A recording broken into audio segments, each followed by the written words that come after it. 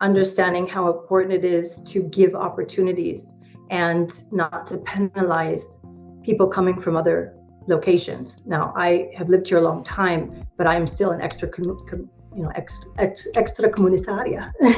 Okay. I stood in those lines, I did the lines in the Questura to get my permits for, I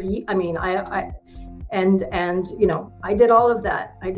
It was a lot of work and it was a lot of struggle. And sometimes I think, why did I do that? But I did it, and part of it was because, it's that idea of pushing yourself to, I've always been very focused also on, I like challenge. But it's that thing about challenging a status quo, which should not be a status quo. And so basically in my evolution, I worked in public relations. I did communications and then public relations, marketing. Then I got into politics, and then also now I work in entrepreneurship and business development. So I expand, for example, starting a company from zero. I also taught at university, and I taught business communications in English language. And in this area, I had over 300 students. And for one of the faculties, I had all my students do business plans and start a company. Thank you for checking out this video. Are you getting enough value from it?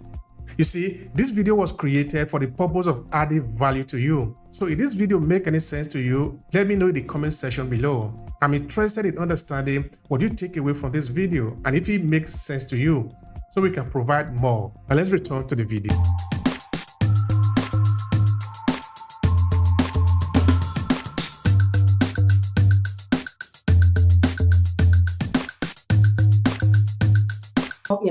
She gave us wings. All of us had wings that were that my mother gave us. So, and it's one of those things where I never doubted my ability to do that, and I did it with business. So, and again, I was an entrepreneur from the beginning.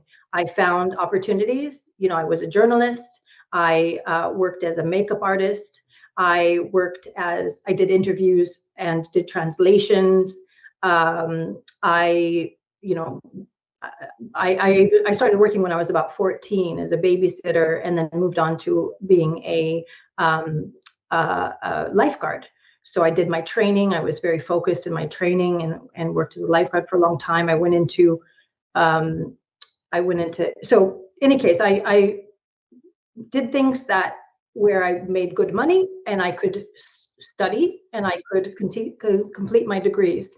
So, and it brought me into new opportunities. So when I graduated with my master's degree, I began working with magazines, but I did their business development, so their distribution. So, I worked for a magazine in Italy that was focused on the art market, and it was originally an Italian language magazine. Well, I worked on making it an English language magazine, or having another version in English, which we were able to export into Switzerland, France, and Austria. So, these sorts of activities, which it's that idea of making opportunity, and especially when you're working in areas you believe in, it's that much easier to concentrate on the part that is, you could say, expanding areas that you believe in. So I'm very big on ecology. I'm very big on human rights. Okay, especially this is one area that there's a lot of work to do in a lot of areas in human rights. There's a lot of work to do in Italy in human rights, and recognizing the rights of minorities, of international people who are coming here, understanding their value, understanding how important it is to support immigration, understanding how important it is to give opportunities and not to penalize people coming from other locations. Now, I have lived here a long time, but I'm still an extra comunitaria. Okay.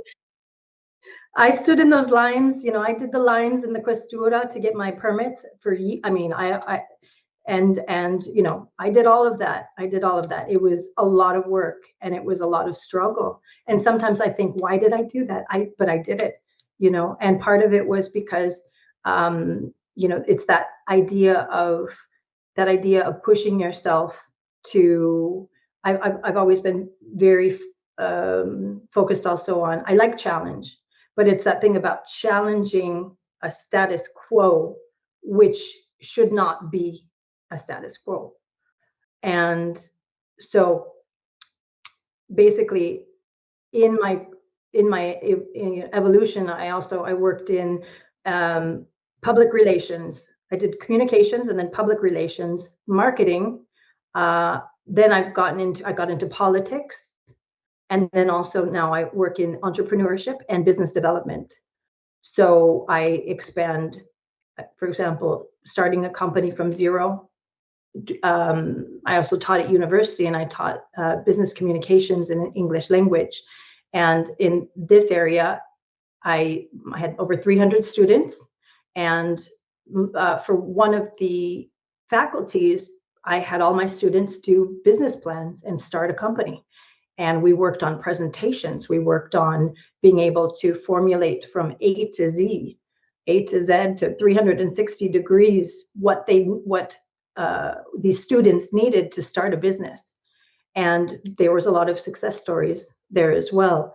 And it's, again, one of the areas that I've worked in a lot also in Italy is supporting female entrepreneurs, because I think it's something that in the world, when there is more equal power, also economically, given to women, there is a natural rebalancing that happens, and things naturally are more, you could say, beneficial, because resources are allocated to areas where they actually make improvements, as opposed to just being for the sake of capitalism. I'm not much of a capitalist. I'm not at all. I'm much more of a socialist, absolutely a socialist.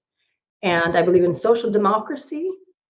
And for example, in the US, I was a big supporter of Bernie Sanders. I still am. I think that was a big missed opportunity in the US. And it's unfortunate that, he was an amazing candidate. I'm not sure if you know Bernie Sanders. Yeah. He's an amazing person, an amazing politician, amazing senator, and was an amazing candidate. I would love for him to be a candidate for the next election, but that's a whole nother story. Absolutely.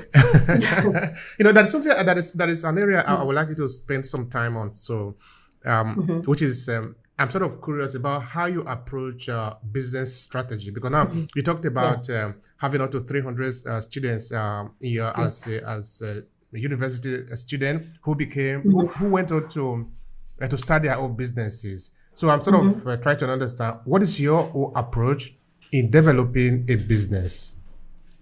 Okay, so basically, you look at the market. It's a matter of problem solving. Okay, so you look at the problem. What are real problems that people are facing? Okay, now sometimes problems can be situations that are fundamental. Sometimes they're little problems. Sometimes it's a matter of, even just a commodity, or a matter of comfort, or a matter of making improvements that are minor. If you think like, oh, it would be great to have this service or this product. Okay, something that you see an opportunity in. Maybe it's something that you work in yourself, an area you work in, and you think, okay, how can I? Hi, and thank you for checking out this short clip from Obehi Podcast. I'm Obehi Ewanfo, the host of the Obehi Podcast. This short clip was created from a full episode where we dive deep into this conversation. To see the entire video, All you need to do is to click on the link in the description of this video. Now, while you are there, I want to share something with you quickly. Are you a purpose-driven entrepreneur? Do you want to cut across the noise and attract the right audience, leveraging the power of storytelling? Now pay attention.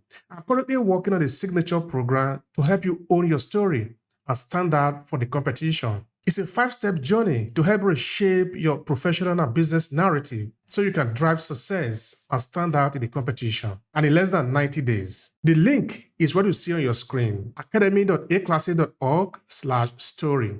Now, this is what we have understood. Storytelling is the most powerful instrument that is known to man. And this is what this could mean to you. You could either choose to own your story and leverage it to amplify your message and whatever you represent in this world, or some other person could own that story. The choice is yours. So why don't take advantage of your story and use it wherever you are, whether you are in business environment or you are a professional individual who want to be able to build your influence and leave a legacy behind because you represent something. You are owning your story. You are somebody whose story is important. So the choice again is yours. Now let's get started with this short clip.